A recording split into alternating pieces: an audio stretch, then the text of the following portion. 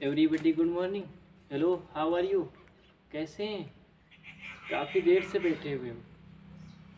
लग रहा है सभी लोग नींद में अभी चल रहे हो। नींद से जग जाओ और ब्लैक बोर्ड की तरफ देखो, क्योंकि जो पोएम स्टार्ट होने वाली है वो बहुत ही इंस्पायरेशन है। वो प्रेरणादायक लाइनें हैं। बहुत ही अच्छी, बहुत ही प्रभावशाली लाइन इसके अंदर इस्तेमाल की गई हैं। उनको ध्यान से सुनना है। तो सभी लोग ध्यान से सुनना है। हाँ, सामने देखना है। ये नींद से जग जाओ, ठीक से समझने की कोशिश करना है। तुम भी मुंह खोल कर मत बैठो। पक्षी उड़ रहे हैं ऊपर, ऊपर सिर भी नहीं करना है, नहीं तो फिर खतरा हो जाएगा। इसलिए सामने अपनी सिर हल्का सा सामने करो और ब्लैक बोर्ड की तरफ देखो। यहाँ पे ब्लैक बोर्ड है, ब्लैक बोर्ड की तरफ देखना है और समझने की कोशिश करना है, क्योंकि जो पोएम स्टार्ट होने वाली है, यानी जो अगली पोएम होनी है, the psalm of life. The psalm of life, इसको H.W. लॉन्गफ्लो ने कंपोज किया है। इस कविता के यानी द साम ऑफ लाइफ की पहले ये पता करना कि है क्या इसका, यानी जीवन का उद्देश्य, जीवन का मकसद क्या है। इस कविता के माध्यम से लॉन्गफ्लो कहते हैं कि ये हमें बताते हैं, यानी Longfellow tell us that life is real, life is real, life is serious, so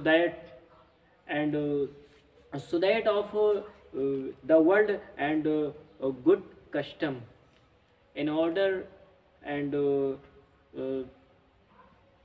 service of social and let us good and doing, so that hot benefit of achieving of pursuing and no weight of any doing of works। यानी यहाँ पे हम एक सीख देते हैं, हमें अच्छाई की बात बताते हैं और कहते हैं कि हमारा जीवन बहुत वास्तविक है, बहुत कीमती है। हमारा जीवन जो है वो इसलिए नहीं बना है कि हम यहाँ पर आए हैं, खाएंगे पिएंगे टहलेंगे ये करेंगे वो, ये नहीं। हम आए हैं अपने साथ साथ दूसरों की भलाई करें, दूसरों के लिए संघर्ष करें, तभी हमारा जीवन वास्तविक बनेगा। जीवन का वास्तविक मकसद ये होगा। तो यहाँ पर बताते क्या है उसके बारे में सुनना है। कहते हैं life is real, life is earnest. कहते हैं dust the war to dust returns was not spoken of the soul. यानी इसका मतलब ये होता है लाइफ जीवन रियल वास्तविक, एस्ट गंभीर, सीरियस इसको कहा जाता है, ग्रेव कब्र। और यहाँ पर स्पोकन कहती है, और डस्ट मीन्स होता है धूल, आर्ट मीन्स हो, और सोल आत्मा। यानी H.W. लॉन्गफ्लो हमें बताते हैं, H.W. लॉन्गफ्लो हमें बताते हैं life is real and life is serious and it is no goal of the grave, it is no goal of the grave and our soul is not spoken of the dust and returns of the soul. यानी यहाँ पे हमें ये बताते हैं कि जो हमारा जीवन है वास्तविक है, हमारा जीवन कीमती है, और हमारा जो जीवन है उस जीवन का लक्ष्य कब्र नहीं हो सकता है। हमारे जीवन का लक्ष्य कब्र नहीं हो सकता है। हमारी आत्मा कभी गवारा नहीं करती, कभी स्वीकार नहीं करती कि तुम मिट्टी के बने हुए मिट्टी में मिल जाओगे, बल्कि हमें अच्छे कार्य करना चाहिए। इसके बाद क्या कहते हैं not enjoyment not sorrow destiny and are way but to the act and find the further than today. यानी नॉट एंजॉयमेंट कोई खुशी नहीं, नॉट सारो दुख, डेस्टिन मीन्स होता है नसीब भाग, एक्ट मीन्स पहले से, और यहाँ पर फर्दर मीन्स होता है फर्दर टुडे आने वाला कल, और टुमारो फर्दर देन टुडे आज की अपेक्षा, और टुमारो आने वाला कल। तो यहाँ पर ये कहते हैं हमारा जीवन एक दुख का सागर है। हमारे जीवन में किसी भी प्रकार का कोई आनंद कभी नहीं प्राप्त हो सकता है। हमारा जीवन ये दुख का सागर है, कभी कोई खुशी प्राप्त नहीं हो सकती है। हमारे रास्ते, हमारे भाग ऊपर वाले ने पहले से निश्चित कर दिए हैं, क्योंकि हम सदैव आज की अपेक्षा आने वाले कल को ढूंढते हैं। हम आज को नहीं देखते, हम आने वाले कल को ढूंढते हैं। हर किसी को पता है हम आज को, आज हुआ, हम आज के बारे में नहीं सोचते, हम कल के बारे में सोचते कि कल क्या होगा, उसके बारे में सोचते। तो यहाँ पर जीवन की कुछ वास्तविक इवेंट्स को बता रहे हैं। फिर क्या कहते हैं आगे, फिर कहते हैं in the world of the broad field in the battle of the camp the like of dumb be not like driven step of the hero. यानी यहाँ पे कहते हैं वर्ल्ड्स संसार, broad of field battle field यानी युद्ध भूमि के समान, बिव्यूक ऑफ लाइफ मीन्स होता है खुले कैंप की तरह जीवन व्यतीत करना, जिस प्रकार से सिपाही जीवन व्यतीत करते हैं। और यहाँ पे कहते हैं यानी डम्ब गूंगे कैटल जानवरों की तरह डाइवन चलो, और यहाँ पे कहते हैं हीरो की तरह टाइप संघर्ष करो। यानी हमें सीख देते हैं और कहते हैं कि हमारा संपूर्ण संसार देख रही, संपूर्ण संसार विशाल युद्ध भूमि के रूप में, विशाल युद्ध भूमि के रूप में जिस प्रकार से देख रही है अपने सिपाही कैंप लगाए हुए, इनका जीवन बिल्कुल खुली किताब की तरह व्यतीत होता है। सिपाहियों के कैंप देख रहे हो, बिल्कुल इसी तरीके से हम सब का जीवन व्यतीत होता है। जिस तरीके से सिपाही अपना जीवन व्यतीत करते हैं उसी तरीके से हमारा साधारण सिंपल जीवन व्यतीत होता है।